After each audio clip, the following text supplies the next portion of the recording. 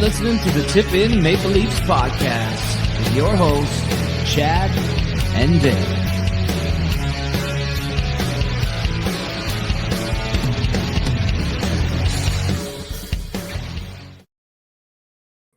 Hey, everybody. Welcome to the Tip In Maple Leafs podcast. Leafs win in overtime 3-2. Deja vu all over again. And they take a 3-0 series lead over the Ottawa Senators in the first round of the NHL playoffs. To say that I'm erect right now would be an understatement. Oh, my goodness. He's Chad. Oh, yeah, I'm Chad. I'm Dale.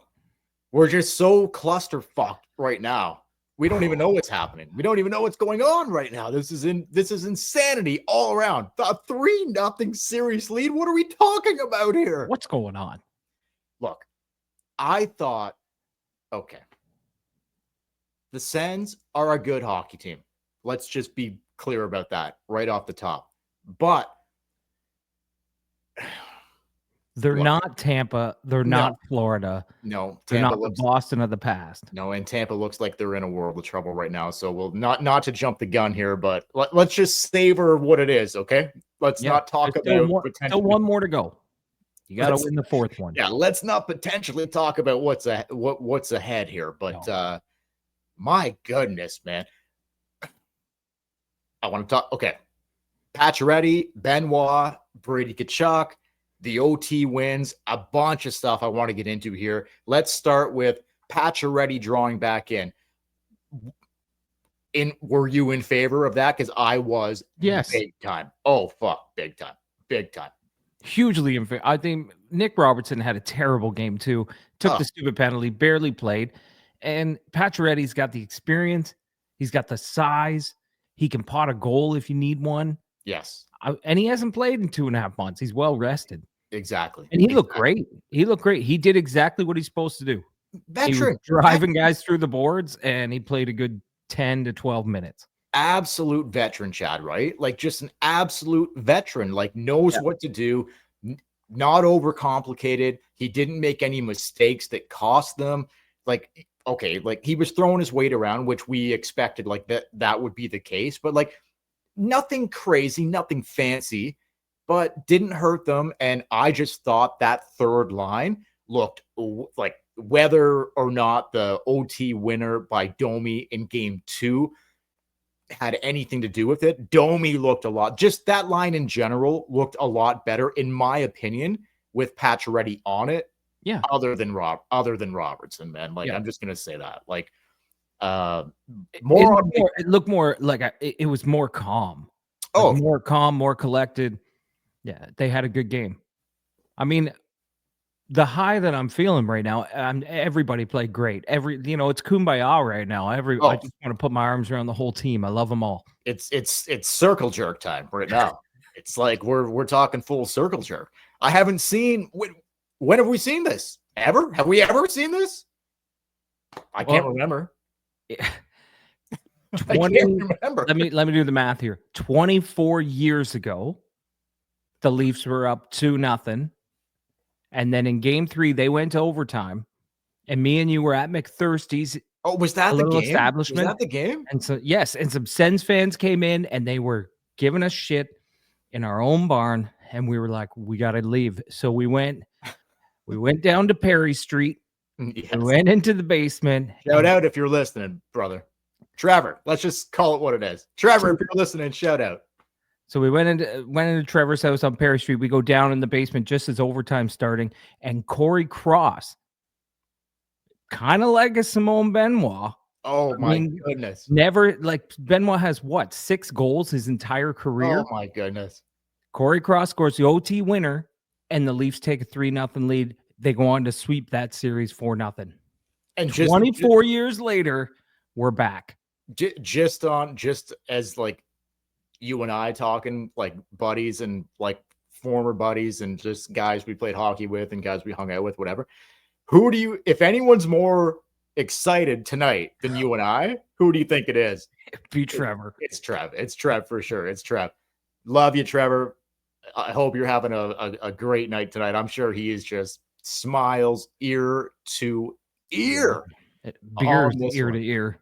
Ear to ear. So, yeah, I thought Pacioretty drawing in was the right call. Hey, and honestly, Berube making a lineup change off of 2 straight wins, and they'd been rolling in the regular season as well. So, like, leading into the playoffs and the first 2 wins in the playoffs, to have the balls to make the lineup change because Robertson hadn't looked that great. The third line hadn't looked that great. And to be able to be like coming off a win, change a winning lineup and put Pacioretty in, I thought that was awesome.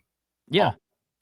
But that's what a good coach does. He doesn't look back. He doesn't look back and say, you know what, the last 11 games or whatever, we've won 10 of them with this lineup.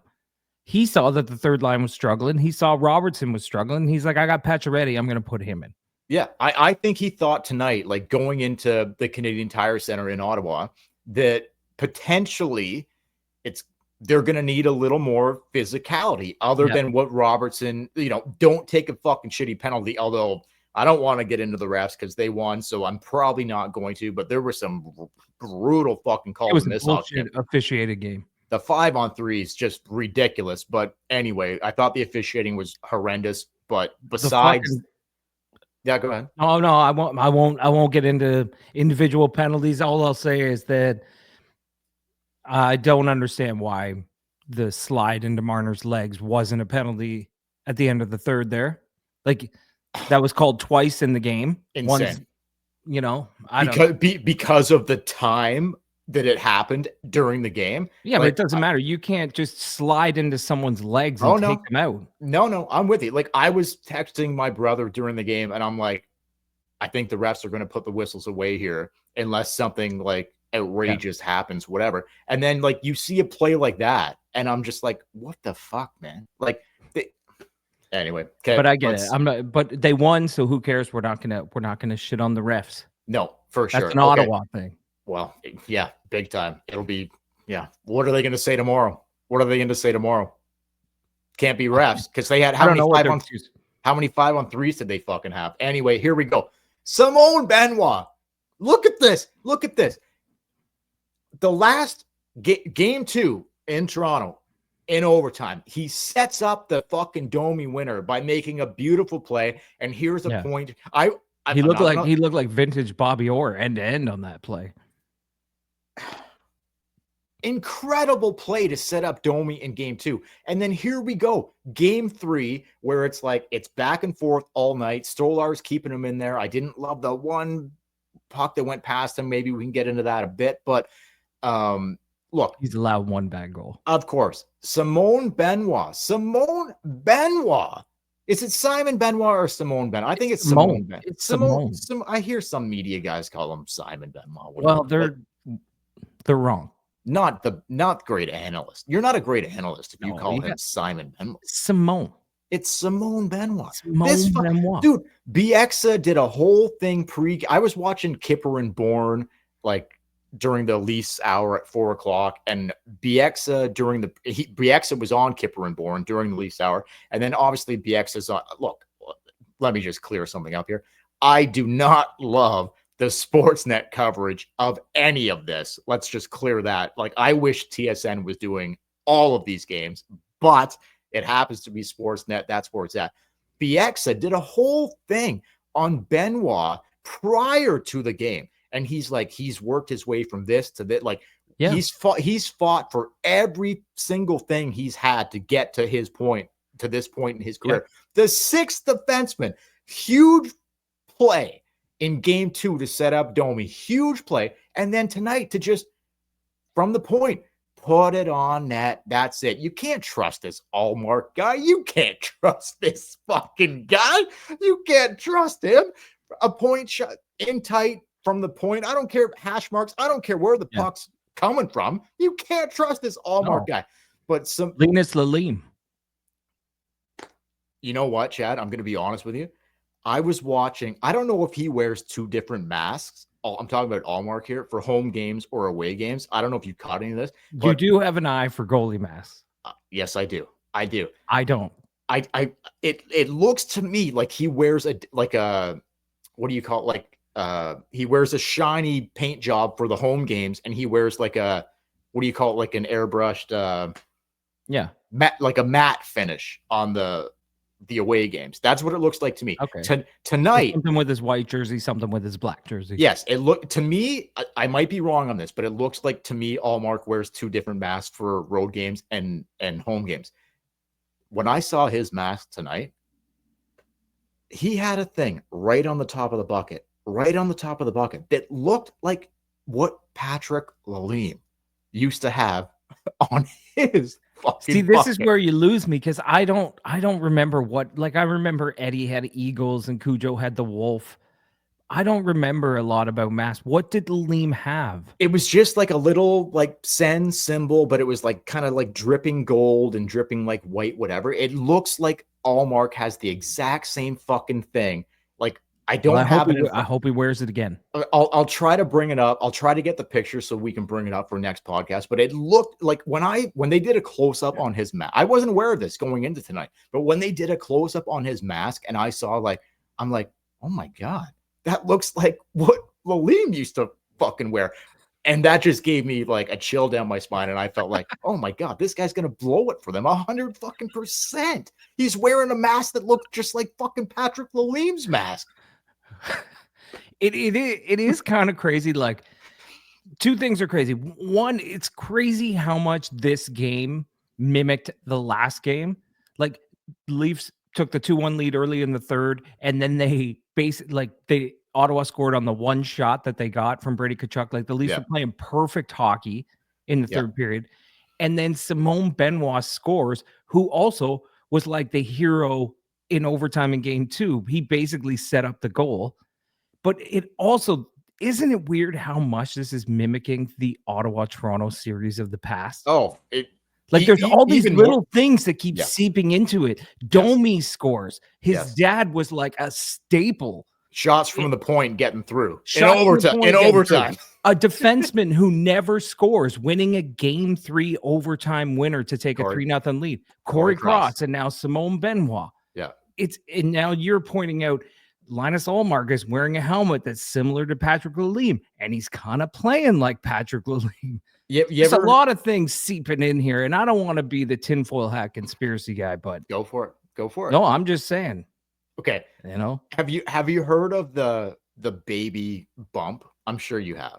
Like Fred Van, the baby, like when a woman's pregnant and she has sorry, maybe the baby bump is the wrong terminology. The baby boost, something like that. Remember when the Raptors won in 2019? Fred VanVleet's wife just had a baby. He came back and he just fucking killed it. Simone Benoit's wife just had a baby. He's playing the best hockey he's ever. He's our 6th defenseman. He set up the winner in game 2. He scores the winner in game 3 to put the fucking, like, the nail's not in the coffin yet, but it's close. Yeah, there's one more nail to go. It's like the foot is on the throat. The nail is almost in the coffin. It's real close. Simone Benoit, the baby boost or whatever. You haven't heard of that before? No, but I mean, it kind of makes sense. But I'm so happy for Simone Benoit. Anaheim cast this guy away. Didn't want anything to do with him. We've been Benoit guys. Oh, we've been Benoit guys since the beginning. We've been Benoit guys. But Anaheim got rid of him. Didn't want anything to do with him. He comes to Toronto. You know, he finds a spot on the team. They make all these trades. The defense is the strongest it's ever been, but he manages to stick it out and become the 6th guy. He's out there blocking everything, hitting everything, like just putting his life on the line for this team on the back end. It's nice to see him get that goal. Oh my God.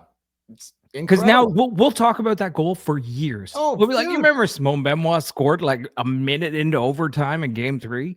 There's 6 defensemen having such an impact. It's absolutely wild. Yeah. Are we doing a read tonight or are we not? No. Okay, no problem. I don't have it. No, sorry, Hockey Podcast Network, but it's too important right now for advertisements. That is fair to say. That is fair to say. But look, like I can't say. Actually, here's what I'm gonna really say. I think we need to give. I'll do a little quick breakdown here. as we get going. But here's what I really think is like needs to be said. Some love to Brad Treliving. Let's be serious here. Benoit, what he's here because of Treliving. Tanev, Treliving. Extension to McCabe. Okay, yeah. Did Dubas bring in McCabe? Yes, but okay, whatever. Ekman Larson, Treliving. Just blow over that. Well, okay, but McCabe got the extension under Treliving. So, but here, okay, Benoit, Treliving guy, brought him in.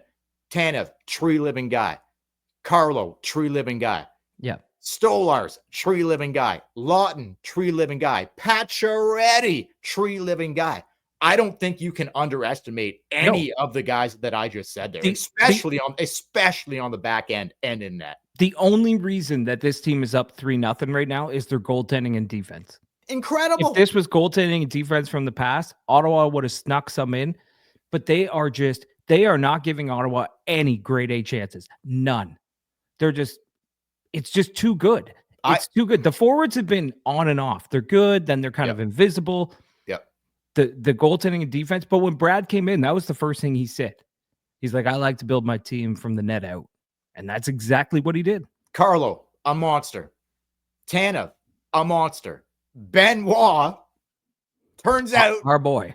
Turns out, let's just be clear here. The 4 of their 6 defensemen were brought in by Brad Treliving. Benoit, Carlo, Ekman Larson, and Tanev. The only 2 guys remaining from the past are Riley and McCabe. That's it. He revamped the entire defense in 2 seasons. He did what Lamoriello couldn't do, what Dubas couldn't do.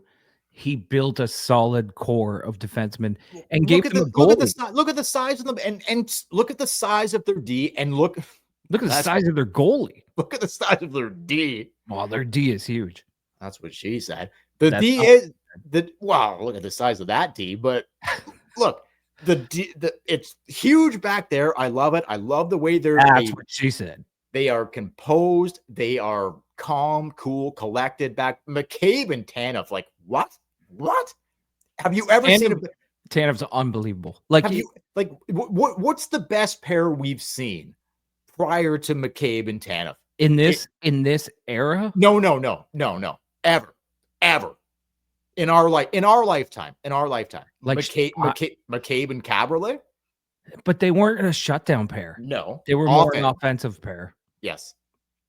I can't think of a shutdown pair, to be honest with you. Like, if you go back to 93, okay.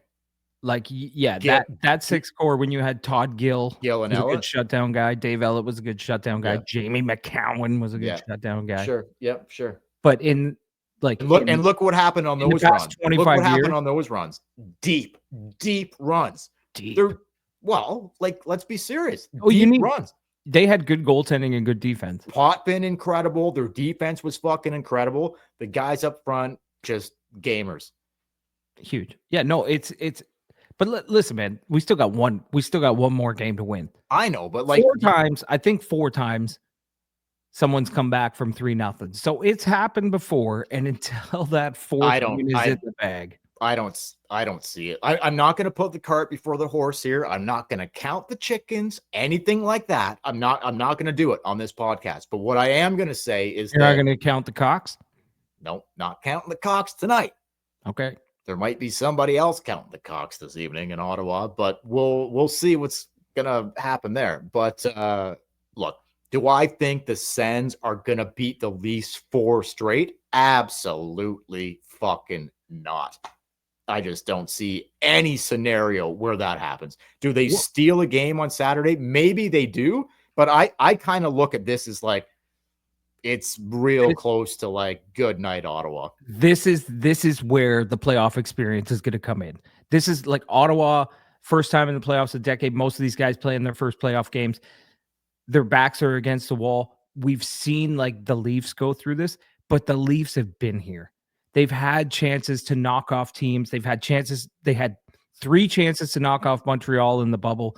They could have knocked off Boston twice when they were up 3-2 in a series. They were up against Tampa 3-2. They ended up beating them in 6. They were up 3-2 the next year. They lost in 7. They have been here before. They know.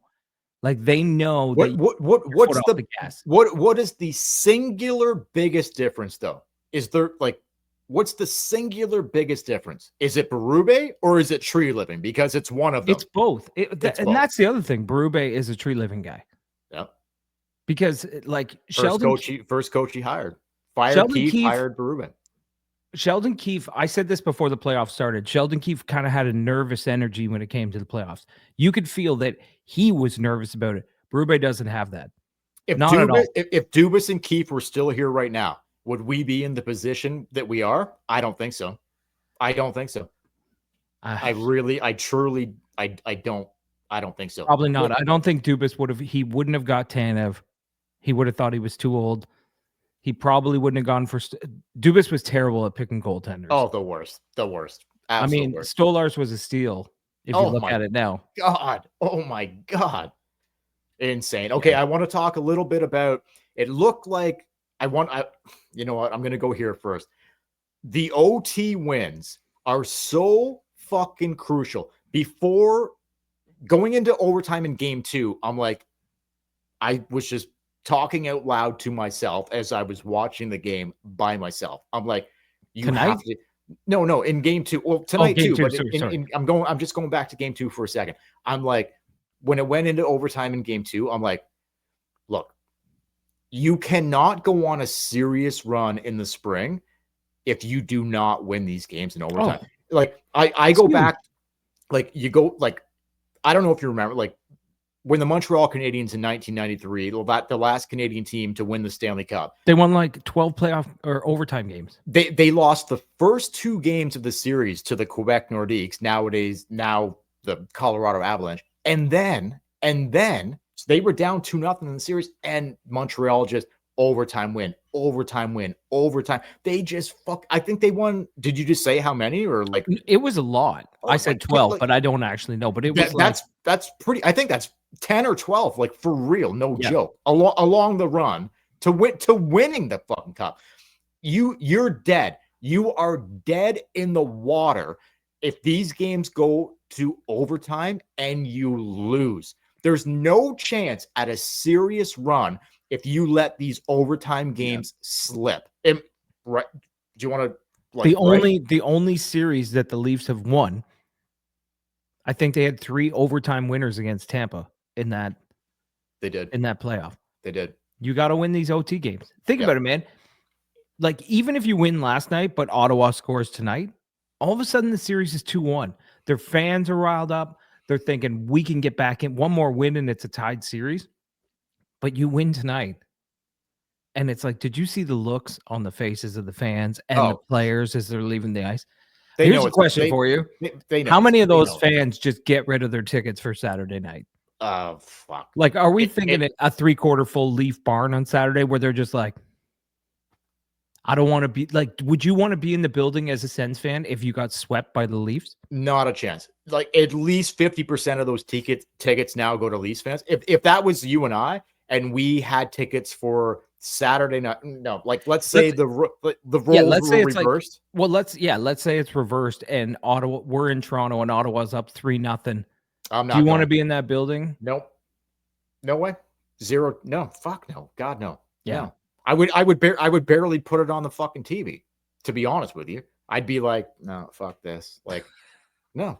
I'm being serious. No, like, I know. Like, I would just be like, no, I'm not going to the fucking building to watch that. Like, no fucking way. So I think you're going to see a heavy fucking Leafs crowd on Saturday night, big time, with a chance to wrap it up. Anyway, but just going quickly back to like the overtime wins, you cannot be serious about going on a long run and potentially fucking going all the way without these overtime wins. So that to me, like, I have a long way to go. But that is a great fucking start for like, and quick in overtime too, man. The Domi goal was quick. The Benoit goal was quick. Like, they're not fucking around here in overtime. Like, it's not like going to the second overtime. We haven't even hit the 5-minute mark. The Leafs popped it in fucking early, both in game 2 and in game 3. Which I like. Great sign. Okay, a couple other things here. I guess I won't run it down tonight just because there's just so much excitement going around here tonight. But I guess I won't break a couple things. What do you think? Like, Brady Tkachuk did leave the game for a period of time. It looked like I don't know, like it groin. I would say groin, obviously. He hurt his little pee-pee. But he returned and he scored, like, so whatever. But like we were saying last podcast, he's not 100%. Or maybe even on the in game one we were talking about, like, he's just, but yeah, you had said last podcast he's not 100%. They should hit him, and just sort of keep him out of the series. They almost put him right out of the series tonight. It was kind of, whatever he got injured on was kind of a freak play. Like, it wasn't like someone buried him or whatever. But what did I say? Just any little touch on this guy could send him fucking packing. I will say this though. He has got, it worked for him tonight, but I was thinking watching the game, like, he has got to stop chirping at the refs. Did you? He is in the ref's face after every call. It's like, this is going to blow up on you. You're going to get a ref who's going to be like, fuck, I'm calling 6 penalties against you. I saw something pregame. I saw something pregame they did a sit-down interview with Brady Tkachuk. And this is, I don't know if you caught it or not. This was between the 6:30 and 7 o'clock hour, just pregame. And this is where I knew the Sens were fucked. I don't know if you caught this, but I'm going to tell you right now if you didn't. Here's what he fucking said in a sit-down interview. He's like, it's been a long time since the Sens have been in the playoffs. Can't wait to play in front of the home crowd. Can't wait to do it for the next 2 months. That's a fucking pretty bold statement, Brady, if I've ever fucking heard one. This guy's talking about, like, I can't wait to do it for the next 2 months. Oh, really? Really? Don't you need confidence, though? Like, don't you need a little confidence? 2 months means you're in the fucking final, dude.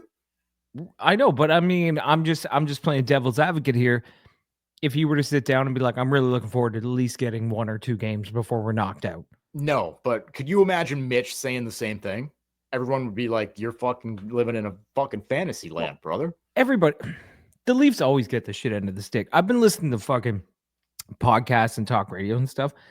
Like, Washington beats Montreal 2 games, and everyone's talking about how great Washington looks. Like, they beat them in overtime or whatever. They did look pretty good. Okay, but my point is, Leafs beat Ottawa in overtime to take a 2-0 lead, and people are like, Ottawa's a wild card team.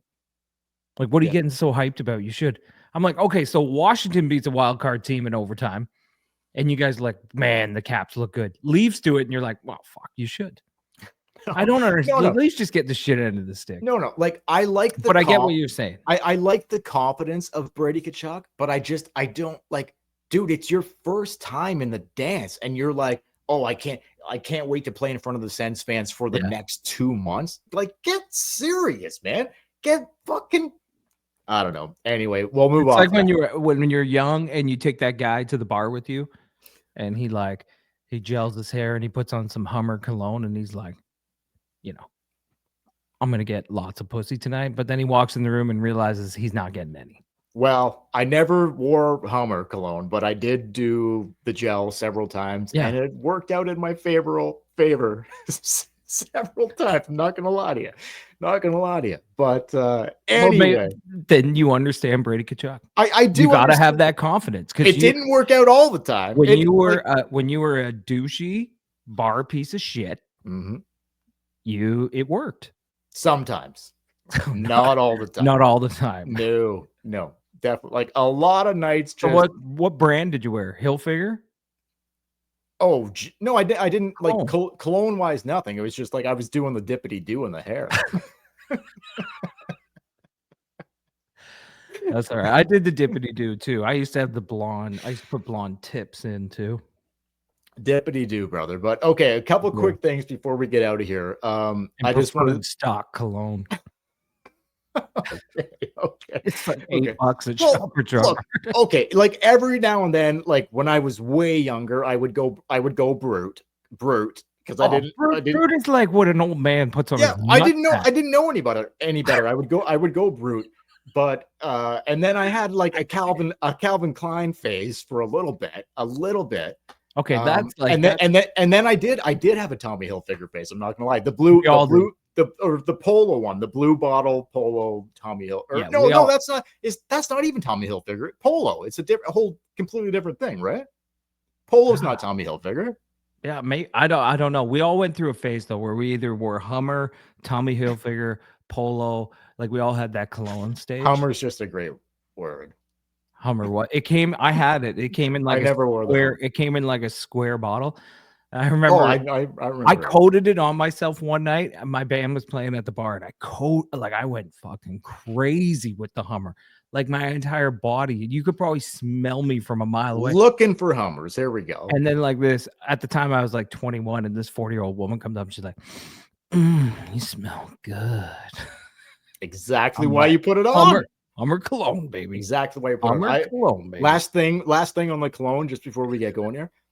One thing that I did used to wear like quite frequently was Drakkar Noir. You know what I'm talking about. Yeah, I know. Great cologne. That was it was a musky. It was like came in a black bottle. It was 60% of the time.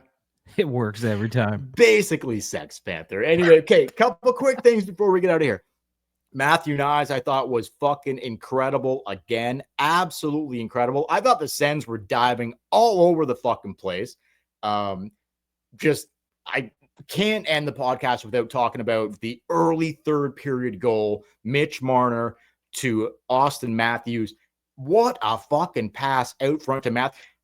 Allmark didn't even know where the play was happening. He was looking around like, what is happening? He didn't even move on the goal. The pass by Marner to Matthews at the beginning of the third period for Matthews to bury his first of the series, I thought was absolutely incredible. Just incredible pass by Mitch. Incredible play. Allmark he didn't even know what was going on. Yeah. No, I know. I heard this just when we were getting ready to come on. I heard Allmark being interviewed in the post game, and like some reporter, what a stupid question. They're like, "What did you see?" He's like, "Nothing. There were like 8 bodies in front of me. I didn't see anything." And then the person's like, "Did that make you angry?"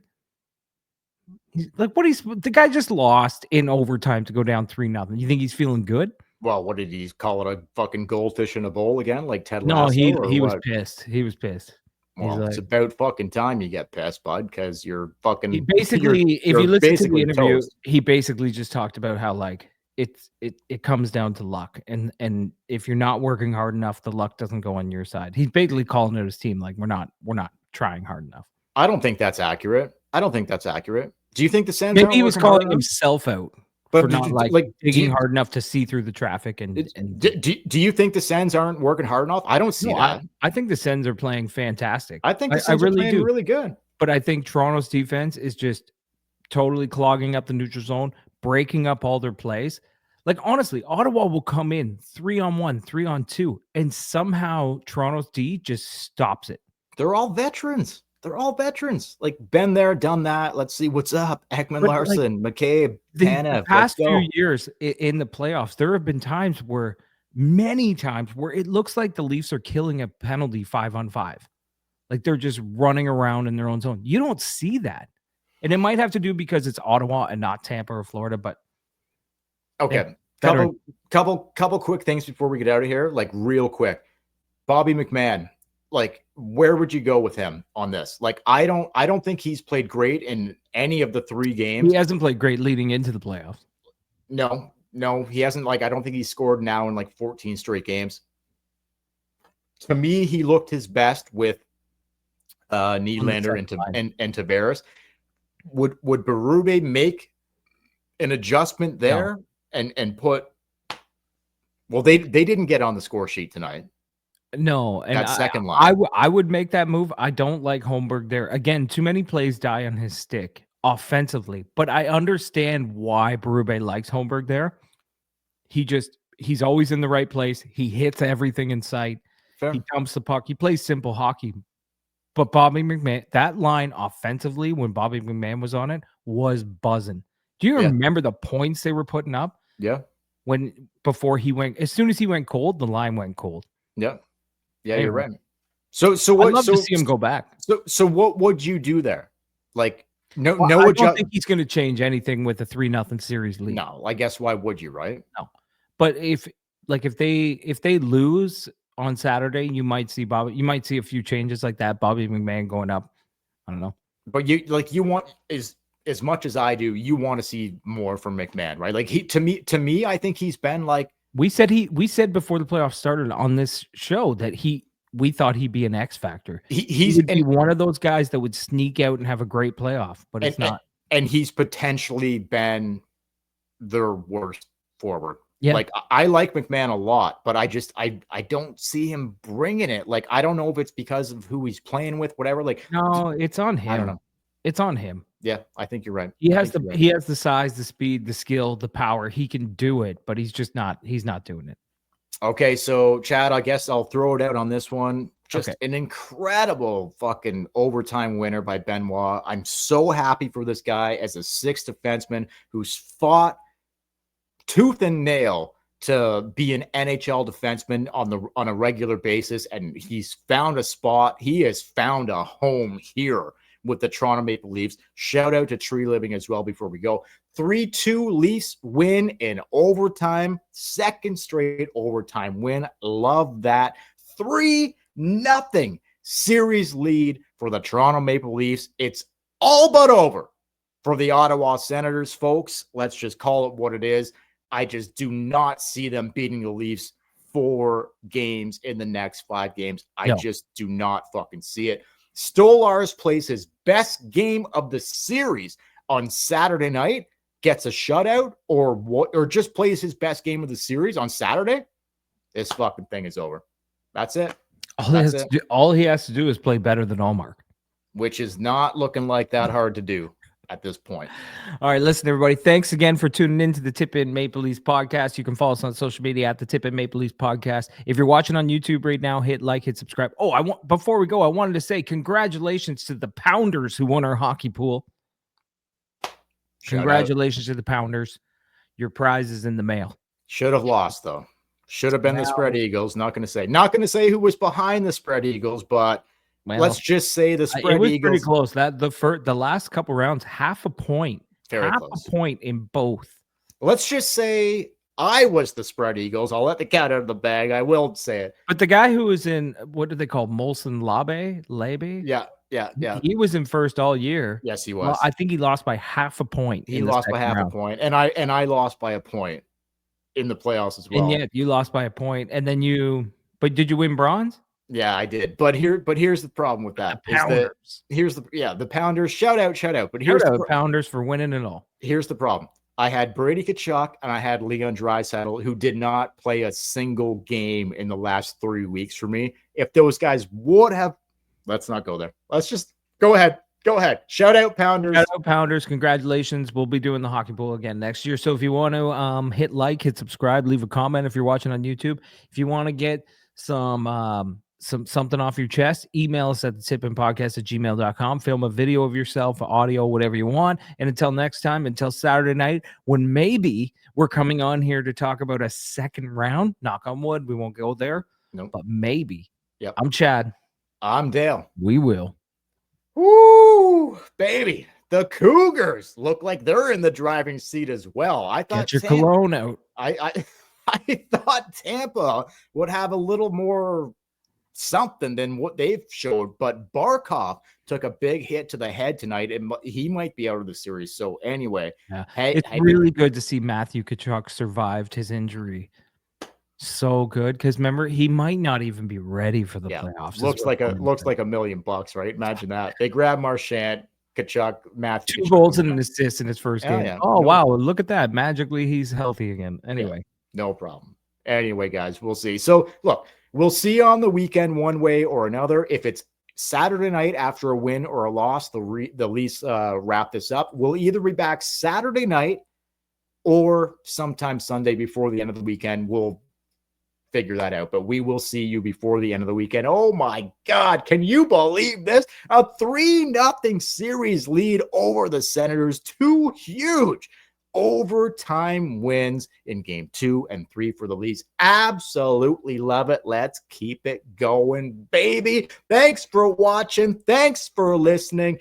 Go Leafs, go. Let's bow tie this baby. We'll catch you later.